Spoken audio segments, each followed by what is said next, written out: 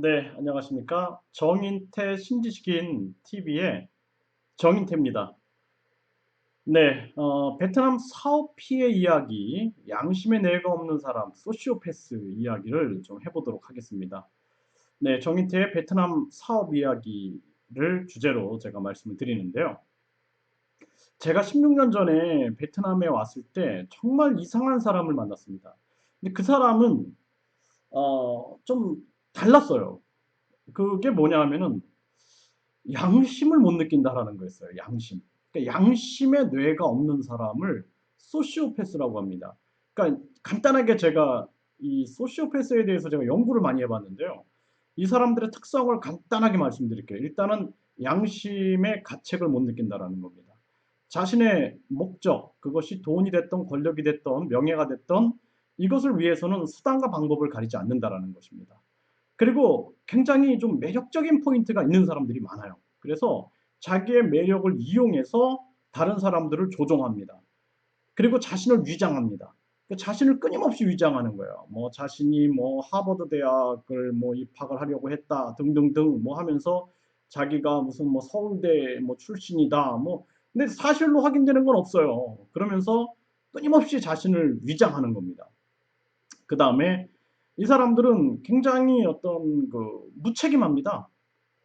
다른 사람에게 피해를 주고도 무책임하고 굉장히 자기중심적이에요. 계속 거짓말로 거짓말로 자기를 대변하고 변호하는 사람들입니다. 그래서 이런 사람들을 우리가 이제 소시오패스다라고 얘기하는데요. 20명에 1명에서 2명이 소시오패스라고 합니다. 이런 소시오패스들이 어, 충격적인 사실들은 미국의 연구 결과 소시오패스들이 가지고 있는 직업을 보면은요, 뭐 의사, 또 뭐 공무원, 경찰, 뭐 변호사, 뭐 굉장히 많다 그래요. 그래서 이 사람들이 제가 만났던 소시오패스들은 정말 머리가 굉장히 좋았어요. 머리가 좋으니까 거짓말을 하고 다른 사람을 속이고 위장할 수가 있는 겁니다. 그래서 그 사람 같은 경우도 보면은 심지어는 이 사람이 돈이 10원도 없어요. 그게 너무 신기했어요. 그래서 어느 정도였냐면은 저를 어떤 사람을 만난다 그러면 저를 데리고 나가는 겁니다. 항상 데리고 나가요. 데리고 나가서 자기는 돈이 10원도 없어요. 그럼 제가 택시비를 내게 만들고 뭐 저기 뭐 교수님 뭐 제가 뭐 오늘 좋은 사람 소개시켜 드릴게요. 이렇게 하면서 그 저는 이제 항상 제가 이렇게 내는 습관이 있어요. 그 택시비도 제가 내고 그리고 이제 뭐 식사를 했다 그러면 식사도 제가 내는 거예요. 그러면은 이 사람 무슨 얘기를 하나 보면은 자기 어떤 그 유통 사업을 하려고 해서 이제 어떤 그 업체와 업체를 연결시켜 주면서 자기가 커미션을 받는 그런 일인데 그 얘기를 한참 합니다. 그래서 그 얘기를 해요. 저는 뭐 무슨 얘기인지 알아들을 수가 없어요. 그런데 결국에는 나중에는 뭐 저를 또 이제 막 띄워요. 막, 이 교수님이 뭐 자폐증에 대한 책을 쓰셔서 막 이렇게 하면서 마지막에는 이제 뭐 저를 이렇게 뭔가 그 뭐 연결시켜 주려고 했다라는 등 하면서 결국에는 그 제가 또 식사값을 내게 만듭니다. 그 처음에는 이 사람이 좀 처음엔 좀 이렇게 불쌍했어요. 왜냐하면 자기가 뭐 사업을 실패한 얘기를 해주고만 하니까 불쌍하니까 식사값을 내준다고 생각을 했는데 점점 이 사람이 너무 심한 거예요. 양심의 가책이 없는 겁니다. 그래서 심지어는 어떤 모임에 가는 거예요. 그럼 모임의 회비가 예를 들어 3만 원이다 그러면 그 3만 원을 당연히 제가 내야 된다고 생각을 하는 거예요. 그리고 꼭 뭔가 하나를 연결시켜요. 이렇게 연결시켜서 제가 뭔가를 뭐 저한테 뭔가 이득이 되게 되는 것처럼 이렇게 꾸밉니다.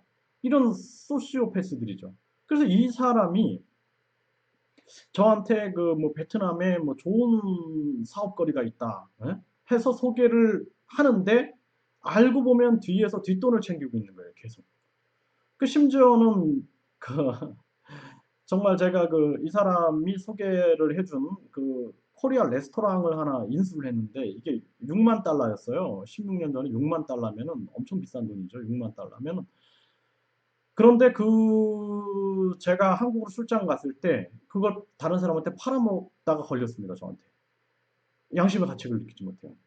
그 제가 그 노트북하고 골프채도 선물을 해줬어요. 고맙다고. 뭐 돈을 안 받으려고 하더라고요. 소개비를. 그래서 정말 감사하다고 하면서 선물해 줬는데 뒤에서 뭐 진짜 뭐 저 정확하게 모르는데 사람들이 막 싸우는 걸 보면서 제가 느꼈던 게, 이게 사실상 그 돈이 아니고 한 뭐 3만 달러 정도인데 나머지 3만 달러를 자기들끼리 이렇게 나눠 먹기 하면서 싸우나 보다.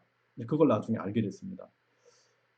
이제 그런 사람. 그리고 이제 갈 곳이 없으니까 제가 임대한 집에 거주하고 있었는데 전화가 있잖아요. 전화기로 국제 전화를 그렇게 돌리는 겁니다. 뭐 이 사람 저 사람 국제 전화 돌려서 국제 전화비가 엄청 나오는 거예요.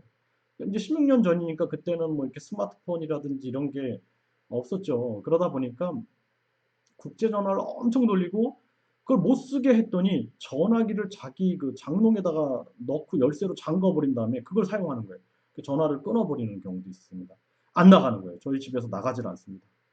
양심이 없는 거예요. 양심의 뇌가 없는 겁니다. 그리고 이 사람이 무슨 일을 하나 이렇게 제가 지켜보니까 한국 사람들을 계속 그 베트남에 투자해라라고 계속 이렇게 안내를 하면서 결국에는 자기가 뭐 매장을 봐주겠다 뭐 이런 식으로 자기가 뭐 베트남어도 하고 영어도 한다 뭐 이런 식으로 하면서 결국에는 그 사람들을 이용하고 있는 거예요.